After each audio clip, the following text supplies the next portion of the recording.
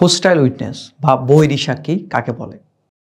যখন আদালতে আপনি কোনো মামলা দায়ের করলেন অথবা আপনার বিরুদ্ধে মামলা দায়ের করা হলো, তখন উভয় পক্ষ অর্থাৎ বাদী পক্ষ এবং বিবাদী পক্ষ বা বাদী পক্ষ বা আসামি পক্ষ তারা কি করে নিজ নিজ মামলাটাকে এস্টাবলিশ করার জন্য তাদের পক্ষে সাক্ষী উপস্থাপন করে।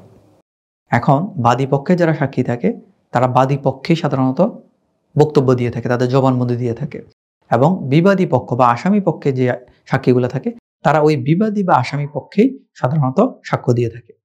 এখন আপনি ধরুন বাদী অথবা বিবাদী বা আসামি যে পক্ষে আপনি হয়ে থাকেন, এখন আপনি আপনার মামলাটাকে এস্টাবলিশ করার জন্য আপনার যে দাবিটা রয়েছে সেই দাবিটাকে কোর্টের সামনে উপস্থাপন করার জন্য একজন, দুইজন বা একাধিক সাক্ষী নিয়ে আসলেন। এখন এদের মধ্যে একজন বা একাধিকজন আপনার পক্ষে এসে আপনার বিরুদ্ধে সাক্ষী দেওয়া যদি শুরু করে, তখন তাদেরকে বলা হয় হোস্টাইল উইটনেস বা বৈরী সাক্ষী। অর্থাৎ যে সাক্ষী যে পক্ষে সাক্ষ্য দেওয়ার কথা সেই পক্ষে সাক্ষ্য না দিয়ে তার বিপরীতে যদি সাক্ষ্য দেয়, তার বিরুদ্ধে যদি সাক্ষ্য দেয়, তখন তাকে বলা হয় হোস্টাইল উইটনেস বা বৈরী সাক্ষী। সাধারণত আমরা জানি যে কোর্ট কাছারিতে এই ধরনের অনেক ধরনের সাক্ষী রয়েছে যারা এই ফিক্সিং গেমগুলোতে থাকে। তারা প্রথমে বাদীকে বলে হ্যাঁ আমি আপনার পক্ষে সাক্ষী হবো, কারণ স্বাভাবিকভাবেই বাদীও এরকম অনেক সাক্ষী নিয়ে যায় যারা হচ্ছে প্রফেশনাল সাক্ষী। ঠিক আছে, তারা সরাসরি মামলার সাথে কোনো সম্পৃক্ত নাই, কিন্তু তারা শুধু সাক্ষী দিতে পছন্দ করে। তাদেরকে শিখিয়ে দেয়, তারা পড়ে আরজি পড়ে ওই অনুসারে ওরা সাক্ষী দেয়। এখন এদেরকে যখন বিবাদী পক্ষ আবার ফিক্সিং করে ফেলে, তখন তারা কি করে বাদী পক্ষ থেকে টাকা নিয়ে কোর্টে দাঁড়ায়, কিন্তু ভিতরে আবার ঠিকই বিবাদীর সাথে সম্পর্ক রেখে টাকা পয়সা লেনদেন করে কোর্টে বাদীর বিরুদ্ধে সাক্ষ্য দিয়ে ফেলে। আবার এমনও হয় যে কোর্টের প্রফেশনাল যারা আছে তাদের কথা বাদ, ফ্যামিলির কোনো মামলা বা এলাকার কোনো মামলা, জমি জমার কোনো মামলা হচ্ছে, যাকে আপনি সাক্ষী দিচ্ছেন যে ভাই আমি যে এই জমিতে দখলে ছিলাম গত 50 বছর যাবত, আমার ফ্যামিলি দখলে আছে, আপনি তো এটা জানেন। বললো যে হ্যাঁ আমি জানি, যে কোর্টে আপনি এটা একটু সাক্ষী দিয়ে।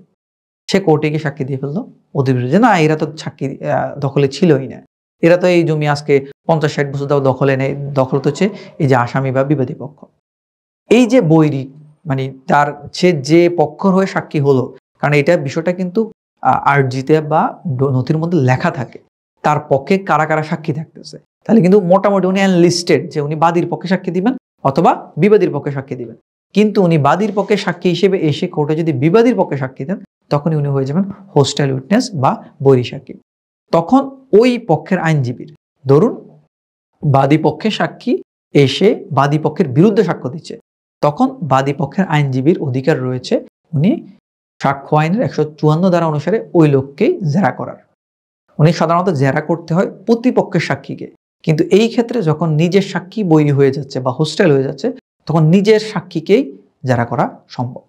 তো কোর্টে যখন নিজের মামলায় সাক্ষী দিবেন, কাউকে সাক্ষী বানাবেন, সাক্ষীর তালিকাটা দিবেন, তখন এমন কাউকে সাক্ষী দিবেন না যে আপনার বিরুদ্ধে গিয়ে সাক্ষ্য দিতে পারে, তাহলে কিন্তু আপনার সত্য মামলাটাই নষ্ট হয়ে যেতে পারে। আশা করি বুঝতে পেরেছেন। ধন্যবাদ। আসসালামু আলাইকুম।